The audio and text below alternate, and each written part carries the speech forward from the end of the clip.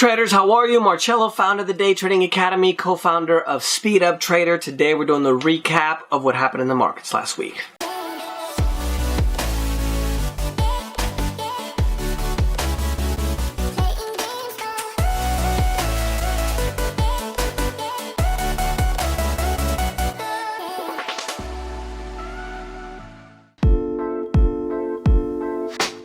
So far, things are moving very, very rapidly. We have the situation with the protests that has kind of overshadowed the situation with the coronavirus. And there's a little bit of concern in regards to a second wave, and we're starting to see the protests and now the rallies from the Trump campaign. So we have a lot of different things going on. If you do like the videos, I'm going to ask you go ahead and smash the like button there on YouTube. You can also listen to it in the podcast. Just search for Day Trading Academy. You'll be able to find it everywhere. If you can't find it, just leave a message there in the comments. I read them all. I'm not able to respond to all of them because of time constraints, but I'll be happy to get those to you. On Monday, markets were generally lower. We had concerns about the new U.S. and China coronavirus outbreaks. It's a major signal that the pandemic is still impacting the global economy. The Fed, which is the central bank of the United States, also committed to buying corporate bonds, which would help the U.S. markets go higher. And the Dow swung actually 1,000 points, which is quite a lot if you guys didn't know. Tuesday, the market did go higher.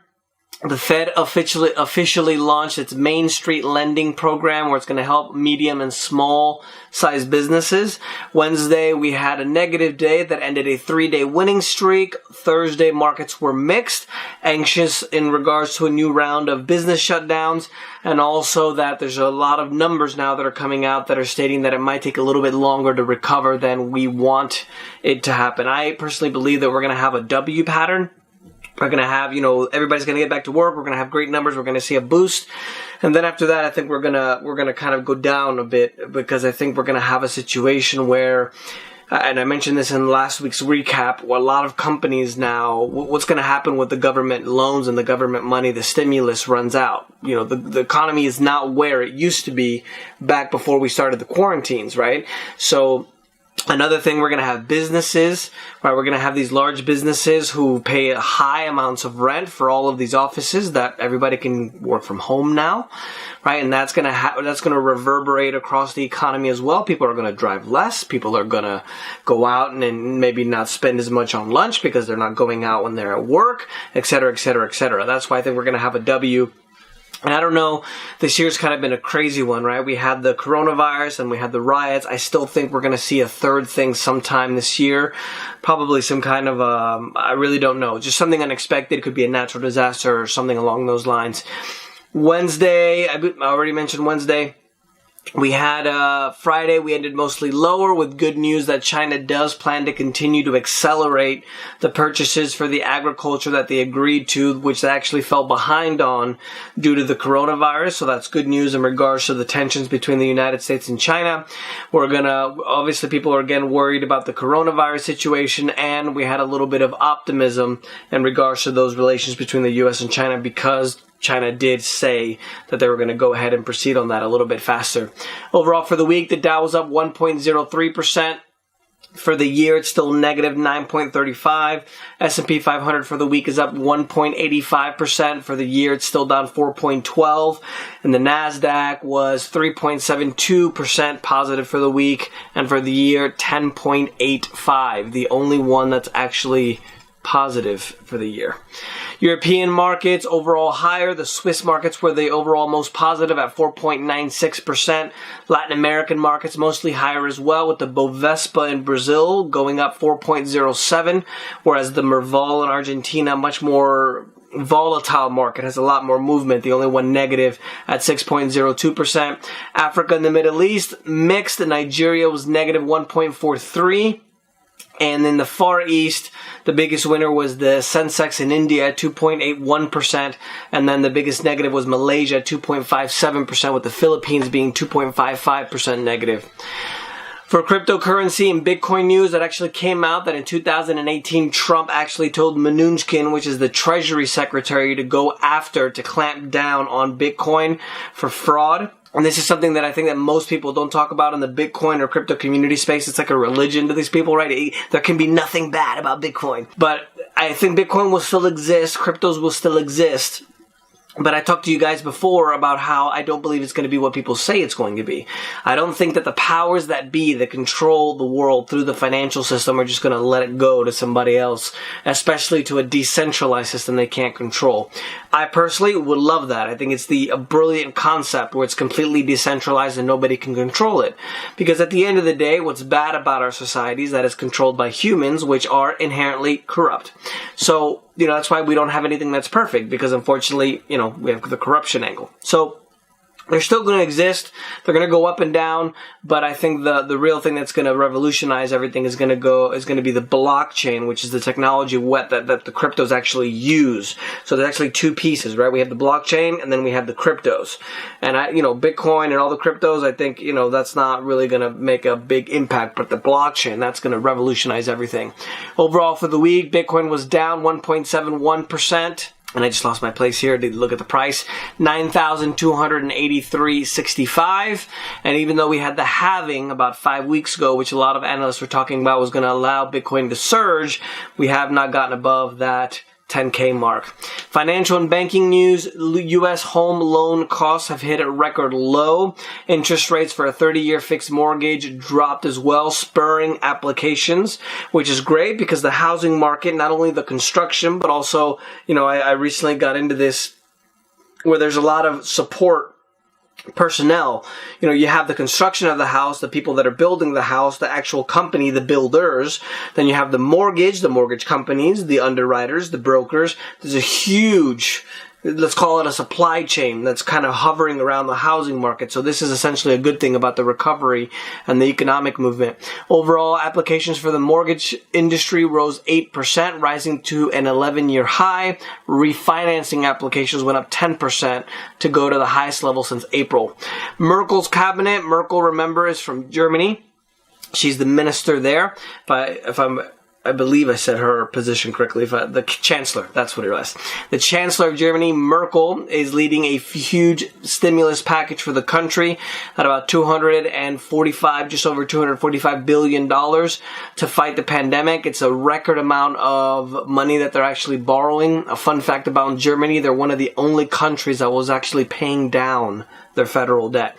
And remember, whenever a country gets to 100% GDP to debt ratio, meaning the amount of debt that they have is 100% of the size of their economy, that's when the troubles start. And in the UK, for example, they surged in their debt load 12% in May, and they're actually just at 100% GDP, the first time since 1963. But a lot of these European companies outside of, Norway, some of the Norwegian, the northern Sweden, Finland, Germany, the rest of Europe really isn't in a good, most of Europe isn't in a really good condition when it comes to debt. And it's going to come to bite them, just like it's going to come to bite us as well. The Swiss National Bank is maintaining its ultra-expensive monetary policy, keeping in place negative interest rates. They're reaffirming that they're going to remain at zero for the next couple of years to help the domestic recovery. And the 27 European countries are arguing about a $843 almost billion stimulus as to how much to use, how they're going to spread it out between all of them, how they're going to repay it. As usual, Europe is always in chaos. In commodities, crude gained a stronger consumption and global demand pushed the physical markets higher. We actually crossed just above $40 a barrel. U.S. crude for the week went up 9.62% to about $39.75. It's still down over 35% for the year. International crude, which is called Brent, went up 8.93% for the week, and it's still down 36.51 for the year. It closed at about $42.19. Investment banker Goldman Sachs, which is, if you guys didn't know, the most important financial institution in the United States. They literally just, it's like a revolving door, the central bank. They go from Goldman Sachs to the central bank and then back to Goldman Sachs. It's really funny. Corruption. So they, and if you guys like the videos that I do. I don't know if I mentioned this in the beginning of the video or not, but go ahead and leave your like on YouTube because it's great for the algorithm apparently. So I do this for free so you guys can learn. I don't recommend you look at the news because it's always scandalous headlines and news, but things are not as bad as they say on the news, but they're not as good as they say either. So investment banker Goldman Sachs saying that gold is going to hit 2,000 an ounce within a year. If you guys don't remember, last year, year before, and the year before, I talked about the great investment when it comes to gold and silver. Remember, we're not trading advisors. We don't trade people's money. All we do is talk about educational purposes only. But I did talk about this a few years ago because now it's really, obviously it's gone a lot higher over these few years. Overall, for the week, we had gold go up 0.75% to 1,744, whereas silver went up 0.73% to $17.72. In political news, Trump facing widespread criticism about his policies and inflammatory rhetoric aggravated a racial divide. They're accusing him of that. Tuesday signed an executive order saying that he's going to reform police practices, even as he calls for law and order nationwide and for congressional action. And just to remind you guys, I think we're all kind of tired of the whole political situation of the infighting in the U.S. So when I do these videos, it's fact-based, right? I'm not giving you my opinion, whether you love Trump or hate Trump, love Obama or hate Obama, left, right, purple, transgender, black, green, doesn't matter. I just want to give you guys the information, tell you what's going on so you can learn a little bit more about how things work, how to put it together. And obviously, if you want to learn how to trade, because in the quarantine, it's one of the only businesses, it seems like, where you can do well. In economic news, U.S. retail sales experienced a record rise in May of 17.7%, way above the forecast of 8%. 2.5 million Americans went back to work as people began to shop again. Sales fell by 14.7% in April, with a previous record increase of 6.7% in October 2001 after the September 11 attacks. So, we had a situation where we had the coronavirus quarantine, nobody shopped, everybody stayed home, and obviously now everybody's starting to go back to work and we're having a huge recovery. Not recovery economically, but just recovery for the month.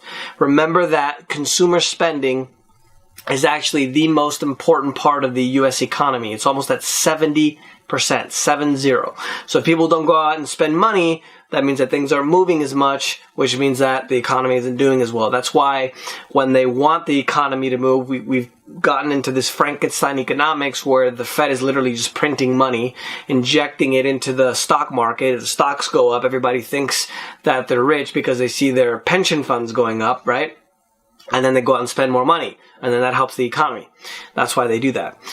U.S. weekly jobless claims at 1.5 million, even though 1.3 million were forecast. It's down from a previous report of 1.56 million. Continues an 11-week downward trend from 6.86 million in late March. Brings the total amount of people without a job, or the job losses, I should say, to excess of 44 million. The IMF is stating that the U.S. is expecting a deeper contraction in 2020 economically of 5.9% due to the fact that we had a situation where the quarantine was expected to last a little bit shorter than what actually happened. So due to the fact that we had that longer quarantine, we're probably going to see a deeper recession or contraction this year. Central Bank of Chile is revising its 2020 expectations as well. Instead of contracting just 1.5 to 2.5, they're expecting between 5.5 to 7.5. And in corporate news, 24-Hour Fitness worldwide is filing for Chapter 11 bankruptcy due to the fact that they couldn't keep up with their debt payments after they received almost zero revenue. Shares of JD.com went up 5.7% on their first day of the new listing in Hong Kong.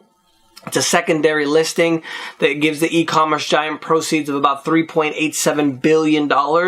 It's following listings by Alibaba and also NetEase, since there's a lot of scrutiny happening with a lot of these foreign companies listing in the U.S. and China tensions. Spotify hit a record high of $230 a share for the first time ever, just weeks after they signed a deal with Joe Rogan, which is one of the biggest podcasters in the world, worth over $100 million. They signed Kim Kardashian West for a timely criminal justice podcast as part of a broader push to focus on non-musical talent. So far, so good for Spotify.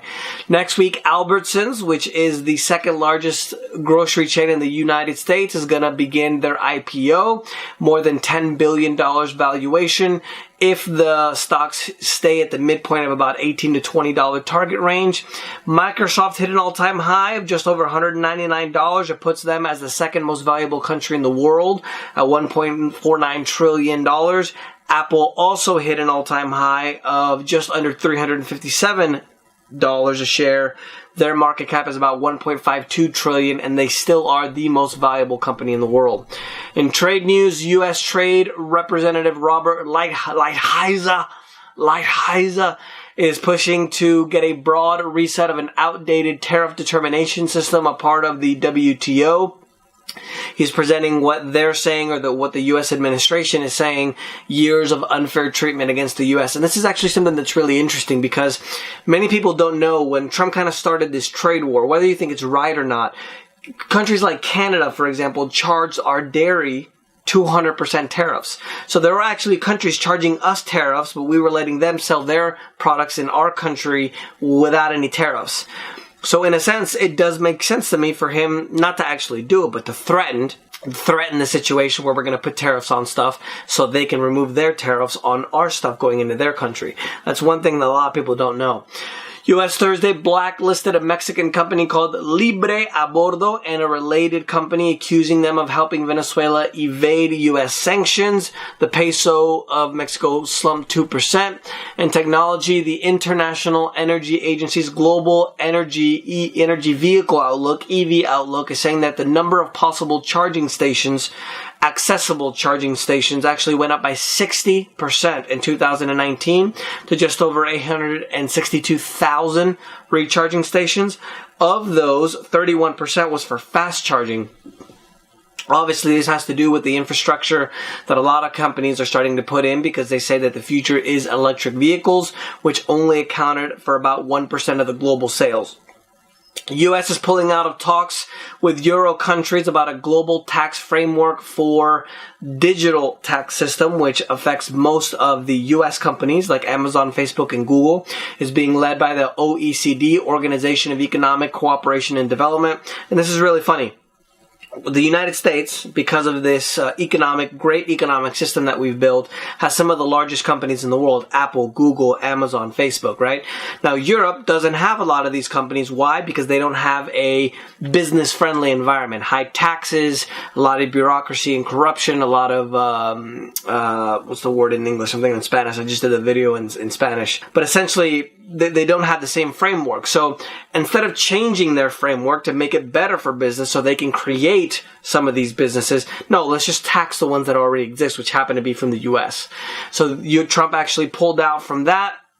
And he's saying that if they do put the digital tax on these companies, they're going to tax their products. For example, let's say they charge a 2% tax, and then we, the U.S., charge their products a 2% tax of products coming in our country.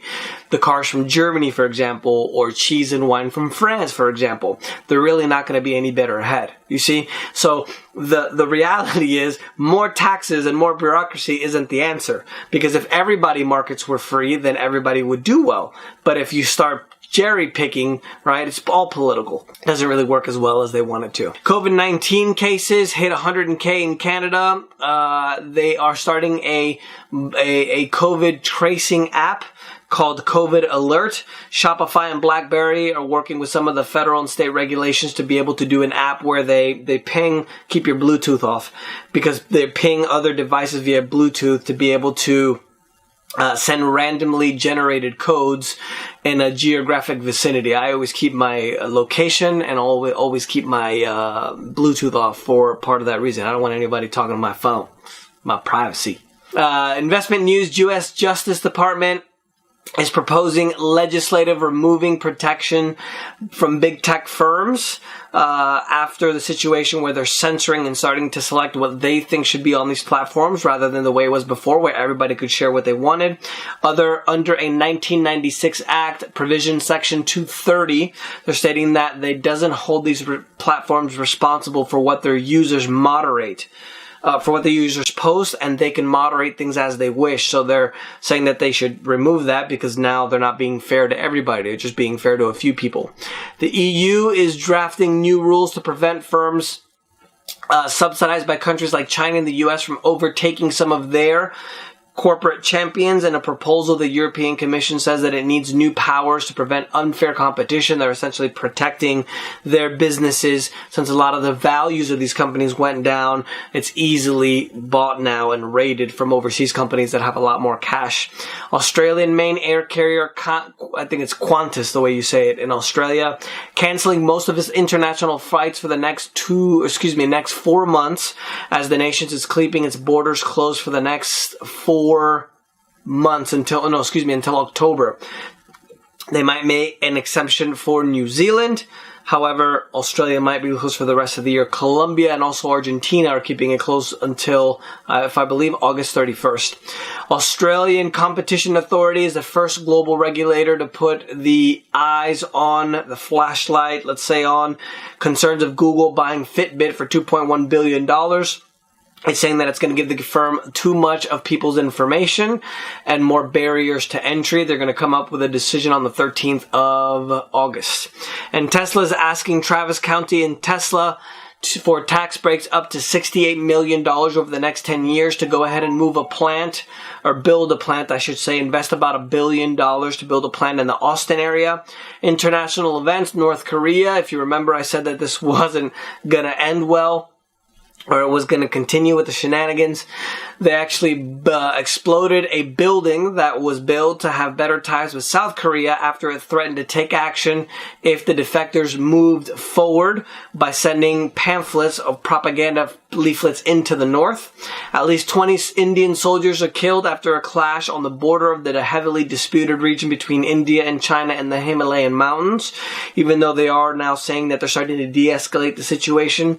And U.S. is imposing its toughest sanctions in Syria, penalizing 39 companies and individuals, including President Bashar al-Assad and his wife Azmado, in order to try to force them back into the U.S.-led negotiations to try to end the decades-long war that they've had there in Syria. Coronavirus cases overall for the world, 8.5 million, 454,000 have died over the virus. That's just so you know, there was a coroner that actually said in California that if you have the coronavirus but you also have a heart attack, they put you as coronavirus death instead of heart attack death. So the numbers aren't really as bad. So we literally shut down the economy and caused all this destruction for a virus that isn't that deadly. The U.S. is reporting 2.2 million cases and 118,000 deaths. One of the things I think it's also ironic as well, if you saw the media, for example, they're talking about how it's okay to protest. Go ahead, but I thought we were supposed to stay home because of the COVID. Awkward. And in unusual facts this week's Disneyland in Hong Kong, reopening on Thursday, but with the reduced number of visitors. They're going to have a lot of safety measures, including social distancing, temperature screening, face masks, and also health declarations. COVID-19 numbers in Hong Kong are about 1,110 infections with just 4 deaths, while many restrictions are being lifted. Hong Kong borders are going to remain fully closed, and group gatherings are limited to about 8. And a mysterious 68 million year old fossil found on Seymour Island off the coast of Antarctica. Looks like a deflated football, has turned out to be a unique discovery, second largest egg on record, and one that may have belonged to a huge marine reptile, was a contemporary of the dinosaurs. That's the news for this week, guys. Let me know if you guys have any questions. Don't forget to leave your like there on Facebook. Leave your like there on YouTube, and we'll see you next week.